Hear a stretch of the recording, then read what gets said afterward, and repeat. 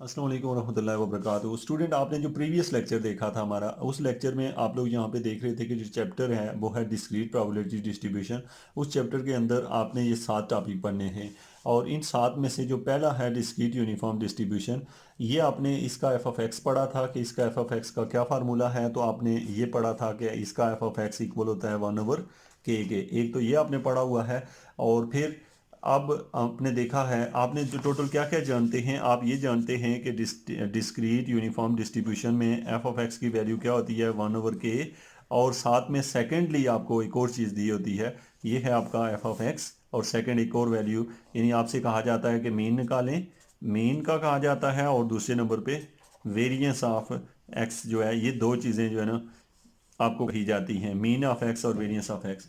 तो ये दो चीज़ें आपने पिछले लेक्चर में पढ़ी थी। आज आपको ये पढ़ाया जाएगा कि डिस्क्रीट यूनिफॉर्म डिस्ट्रीब्यूशन का आप लोग जो है एक एग्जांपल देखेंगे कि इसकी हमने निकालनी क्या है, मूवमेंट निकालना है। तो स्टूडेंट आप देखें, सबसे पहले तो हमारे पास है यहाँ पे जो हमने क्या किया है, डिराइव मूवमेंट जनरेटिंग फंक्शन, ये क्वेश्चन है। अच्छा, ये इंटरेस्टिंग या इंपॉर्टेंट इसलिए है क्योंकि ये आप पूरे चैप्टर में, पूरे इस चैप्टर में भी नहीं बल्कि नेक्स्ट चैप्टर में भी यही चीज़ें दोबारा आएंगी। चूंकि फार्मूले सेम रहेंगे, टोटल एक एक वैल्यूज बीच में चेंज होगी। तो derive movement generating function of discrete uniform distribution, use it, find for movement of discrete uniform distribution, also using the movement, find movement about mean. तो यहाँ पे कितनी बातें उसने एक साथ कह दी, मैं आपको ये समझा देता हूँ। उस बंदे ने हमसे ये कहा कि एक तो मूवमेंट डिस्ट्रीब्यूटिव फंक्शन निकालो, और किसका, डिस्क्रीट यूनिफॉर्म डिस्ट्रीब्यूशन का, यानी कि इसका पहली वैली का कहा है, डिस्क्रीट यूनिफॉर्म डिस्ट्रीब्यूशन का ये निकालना है। और फिर साथ में उसने एक तो ये कहा है, दूसरे नंबर पे वो कह रहा है कि कितने मूवमेंट निकालने हैं, 4 मूवमेंट निकालो। अभी आप इसके आगे देखेंगे तो आपको पता होगा कि ये कितना आसान है आपके लिए। सबसे पहले है कि देखें सोल्यूशन पे जाएं। तो सोल्यूशन में ये लिखा है, सोल्यूशन एज, कुछ पॉइंट आपको यहाँ पे नहीं दिखाई दे रहे। एज वी नाउ, हम ये जानते हैं कि M X of T equal होता है, ये फार्मूला होता है मूवमेंट का, जो कि आप पीछे पढ़ के आए हैं।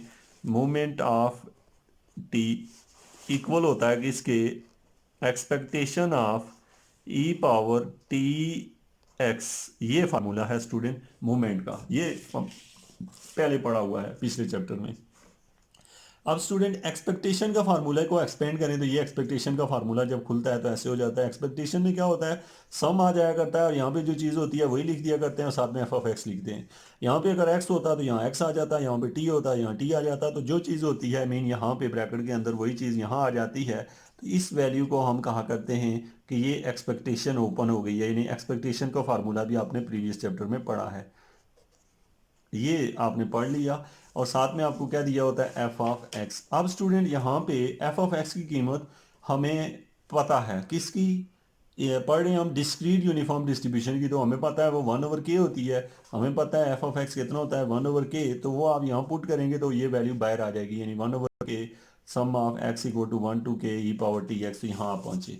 अब स्टूडेंट हमने क्या किया कि इसको तो ऐसे ही रहने दिया, 1/k ऐसे ही रहने दिया। अब एक्स की जगह 1 2 3 4 पुट करते जाएं तो सीरीज बन जाएगी, यानी ई की पावर टी, ई की पावर 2t, ई की पावर 3t। क्योंकि आप एक्स की जगह 1 रखेंगे तो 1t बन जाएगा, 2 रखेंगे 2t, 3t, इस तरह बन जाएगा। तो ये जो आपने लिखा है, ये आपने फाइनल रिजल्ट निकाल लिया। जो क्वेश्चन में उसने पूछा था, क्या निकालो, मूवमेंट जनरेटिंग फंक्शन। अब स्टूडेंट मैं आपसे एक अगर क्वेश्चन पूछता हूँ कि कोई और डिस्ट्रीब्यूशन दी हो, ये वाली ना हो, और आपसे कहा जाए मूवमेंट डिस्ट्रीब्यूशन फंक्शन निकालें, तो ये लाइन पहली ऐसी ही रहेगी, दूसरी भी ऐसी। सिर्फ एफ ऑफ एक्स की जगह वैल्यू जो उस डिस्ट्रीब्यूशन की होगी वो रख देंगे, और इसी तरह उसमें भी जो भी चेंज होगा वो कर देंगे। तो इसका मतलब है कि हमें जनरल ये 3 फार्मूले कौन कौन से, नंबर 1 मीन निकालने का, वेरिएंस निकालने का, और मूवमेंट जनरेटिंग जो है फंक्शन है वो निकालने का आना चाहिए। अब इसका जो दूसरा पार्ट है हम उसे भी देख लेते हैं। अब स्टूडेंट उसने हमें ये भी कहा हुआ है कि मूवमेंट अबाउट मीन 4 मूवमेंट निकालो। तो पहला मूवमेंट हम ऐसे निकालते हैं, इसको म्यू 1 और ऊपर डैश लिखते हैं। और ये बेसिकली क्या होता है, जो मूवमेंट आपने पहला निकाला होता है ना, उसका बस आप डेरिवेटिव ले लेते हैं। यानी जो पहला मूवमेंट आपने निकाला, ये अभी आपने पीछे देखा कि वो कैसे निकला है, यानी एम एक्स ऑफ टी पहले आपने ऊपर निकाल लिया। अब इसका एक दफ़ा डेरिवेटिव लेंगे तो फर्स्ट मूवमेंट निकल आता है। डेरिवेटिव लेना आपको आता होगा, ये इक्वल है कि इसके 1/k इंटू ई की पावर टी टू ई की पावर टू टी, ये हमने डेरिवेटिव लिया पिछली टर्म का, तो ई की पावर टी का डेरिवेटिव ई की पावर टी रहा, ई की पावर टू टी का टू पीछे आ गया, इस तरह इसका डेरिवेटिव लिया। तो ये जो स्टूडेंट डेरिवेटिव लेने के बाद जो टर्म हमारे पास बनी है, इस टर्म को देखें तो यहाँ पे वो म्यू वन प्राइम जो है, यानी कि जो ऊपर हमने लिखा है mu one prime equal to क्या आ गया हमारे पास, one over K, one over K, ये वन ओवर के जो है हमारे पास, वन ओवर के जो ऊपर लिखा है और यहाँ लिख दिया one plus two plus three up to K. अच्छा, ये जो सारी टर्म्स हैं इनको हम जो है इस आर्डर में लिख सकते हैं, यानी इसको इसमें लिखा जा सकता है, क्योंकि आप ये पीछे पढ़ के आए हैं कि ये इस फॉर्म में लिखी जा सकती है, और इसको कंबाइन किया तो ये ऐसे बन गया। तो ये था स्टूडेंट आपका फर्स्ट मोमेंट। अभी आपने निकालना है सेकेंड मोमेंट। तो यहाँ पे आप देख रहे हैं जो टर्म हमने यहाँ पे मिस किया, one plus two plus three up to K, इस टर्म के साथ यहाँ ब्रैकेट के बाहर ई की पावर के टी आता है, उसको हम छोड़ देते हैं, निगलेक्ट करते हैं जब हम फर्स्ट मूवमेंट लिखते हैं, वन ओवर के, और ये हमारे पास इसकी टर्म आ गई one two three up to K. और यहाँ पे इसके बाद जो नेक्स्ट है हमारे पास यहाँ पे mu prime of, mu prime of, यानी कि आप ये समझे कि हमने टी की जगह जो है ना वो जीरो सब्सिट्यूट कर दिया, जब टी की जगह जीरो पुट किया सारी टर्म वन हो गई, तो ये हमारे पास आ गया। तो ये जो है चूंकि यहाँ हमने लिखा है T is equal to zero, जो फर्स्ट मूवमेंट है T about T equal to zero put कर रहे हैं, तो यहाँ पे टी है वहाँ जीरो रखती है, जीरो रखा अप टू जीरो, तो ई की पावर टी जीरो जो है वन हो गया, टू इंटू ई की पावर जीरो वन, तो ये बनेगा वन प्लस टू प्लस ये, इसका फार्मूला आप पीछे पढ़ के आए हैं पिछले लेक्चर में कि ये होता है यानी one plus two plus three up to K, इसको हम ऐसे लिखते हैं K into K plus one divide by two, ये लिखा जाता है K into K plus one divided by two. अब स्टूडेंट हमारे पास ये आपने फर्स्ट मूवमेंट निकाला about T equal to zero, तो फिर अब स्टूडेंट आपसे कहा जाए सेकंड मूवमेंट निकालें, तो आपको समझ आ गई होगी यानी इसी सवाल का जो ऊपर दिया होता है इसका दूसरा डेरिवेटिव ले लेते हैं। यानी दूसरा डेरिवेटिव क्या आएगा, ई की पावर टी का ई की पावर टी रहेगा, इसकी जगह फोर ई की पावर टू टी हो जाएगा, इसकी जगह नाइन ई की पावर टू थ्री टी हो जाएगा। तो आपको पता है जस्ट हमने उसका एक डेरिवेटिव और ले लिया। तो इसके ऊपर जो था ना, सिर्फ इसको लिखने के दो तरीके हैं, इसे यू टू प्राइम लिख दें या फिर यू वन डबल प्राइम लिख दें, म्यू लिख रहे हैं हम इसे, म्यू मूवमेंट अबाउट जो है ना हम ओरिजिन यानी टी इक्वल टू जीरो निकाल रहे हैं। अब स्टूडेंट हमारे पास है, यानी कि अगर म्यू टू लिख दिया तो इसके ऊपर एक डैश ही डालोगे, क्योंकि यानी म्यू वन का डेरिवेटिव लिया तो म्यू टू वन बन गया, तो ये हमारे पास बना। अब हमने T equal to zero put कर दिया तो इसका रिजल्ट ये आया। ये फार्मूला भी आपने पिछले लेक्चर में देखा, one plus two plus three up to K, तो इसको जनरलाइज करें तो ऐसे बन जाता है, तो इस तरह म्यू टू प्राइम ही निकला। अब मुझे आपसे सवाल है कि आप टी वाला कैसे निकालेंगे, इसी टर्म का तीसरी दफ़ा डेरिवेटिव लेंगे, आपको पता है तीसरी दफ़ा डेरिवेटिव लेंगे तो ई की पावर टी का डेरिवेटिव ई की पावर टी आएगा। यहाँ पे चूंकि पहले से फोर आ चुका था, फोर फिर टू से मल्टीप्लाई के एट आ जाएगा, यहाँ 27 इस तरह की वैल्यूज़ आ जाएंगी। इसको जब आप लिखेंगे तो इसके लिए भी फार्मूला ये बन जाएगा, यानी ऐसे वन का क्यूब, यानी पहले बनेगा वन का क्यूब प्लस टू का क्यूब प्लस थ्री का क्यूब, ऐसे बन जाएगी सीरीज। अब क्यूब का भी आपने फार्मूला पढ़ा हुआ है एफएससी बेस में, अगर नहीं पढ़ा तो इसको तैयार कर लें कि ये होता है जनरलाइज लिख के plus one divided by to, तो होल का स्केयर है ये आपने लिखा, और वन ओवर के, तो ये आपने लिखा म्यू थ्री। अब म्यू फोर कैसे निकालेंगे, फिर ऊपर जाएंगे और एक दफ़ा फिर डेरिवेटिव लेंगे और फिर टी की जगह जीरो रख देंगे।